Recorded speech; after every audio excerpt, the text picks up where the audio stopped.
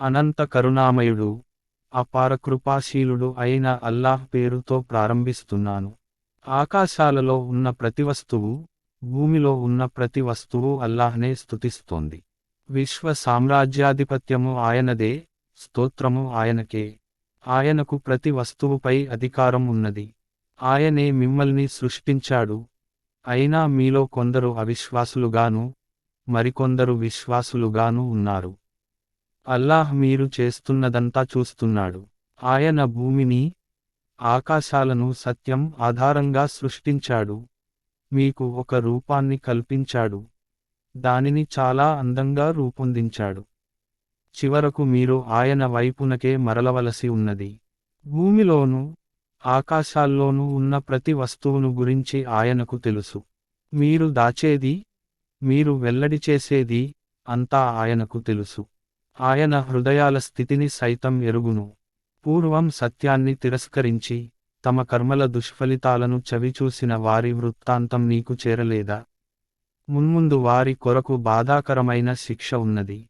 ఈ పర్యవసానానికి వారు అర్హులు కావటానికి కారణం ఏమిటంటే వారి వద్దకు వారి ప్రవక్తలు స్పష్టమైన ప్రమాణాలను, సూచనలను తీసుకుని వచ్చినప్పటికీ, వారు, మానవులు మాకు మార్గదర్శకత్వం ఇవ్వగలరా? అని అన్నారు. ఈ విధంగా వారు విశ్వసించకుండా తిరస్కరించారు, తమ ముఖాలను తిప్పుకున్నారు. అప్పుడు అల్లాహ్ కూడా వారిని నిర్లక్ష్యం చేశాడు. అసలు అల్లాహ్ ఎవరి అవసరమూ లేనివాడు. తనకు తానే స్తోత్రానికి అర్హుడు. అవిశ్వాసులు తాము మరణించిన పిదప మళ్లీ లేపబడటం అనేది ఎంత మాత్రం జరగదు అని పెద్ద సవాలు విసిరారు. వారితో ఇలా అను, కాదు, నా ప్రభువు సాక్షిగా, మీరు తప్పకుండా లేపబడతారు. తరువాత మీరు ప్రపంచంలో ఏమేమి చేశారో అదంతా మీకు తప్పకుండా తెలియజేయటం జరుగుతుంది. ఇలా చేయటం అల్లాహ్కు చాలా సులభం. కనుక అల్లాహ్ను, ఆయన ప్రవక్తను, మేము అవతరింపజేసిన కాంతిని విశ్వసించండి. మీరు చేసేదంతా అల్లాహ్కు బాగా తెలుసు. సమావేశపు రోజున ఆయన మీ అందరినీ సమీకరిస్తాడు. ఆ రోజున మీకు ఈ సంగతి తెలిసిపోతుంది. అది ప్రజల మధ్య పరస్పర జయాపజయముల రోజు అవుతుంది. ఎవడైతే అల్లాహ్ను విశ్వసించి, సత్కార్యాలు చేస్తాడో, అల్లాహ్ అతని పాపాలను ప్రక్షాళన చేస్తాడు. అతనిని సెలయేళ్లు ప్రవహించే స్వర్గవనాలలో ప్రవేశింపజేస్తాడు.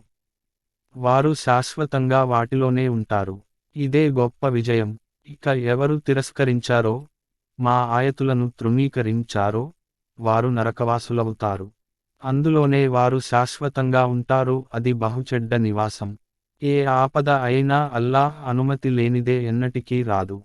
ఎవడు అల్లాహ్ను విశ్వసిస్తాడో, అల్లాహ్ అతని హృదయానికి మార్గదర్శకత్వం ప్రసాదిస్తాడు.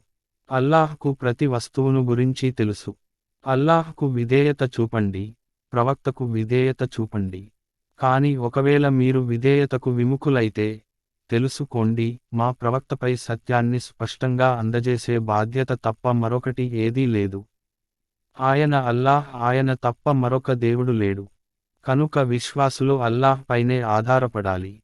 విశ్వాసులారా, మీ భార్యలలో, మీ సంతానంలో కొందరు మీకు శత్రువులు, వారి విషయంలో అప్రమత్తంగా ఉండండి. ఒకవేళ మీరు ఉపేక్షించి, మన్నిస్తే అల్లాహ్ క్షమించేవాడు, కరుణించేవాడును.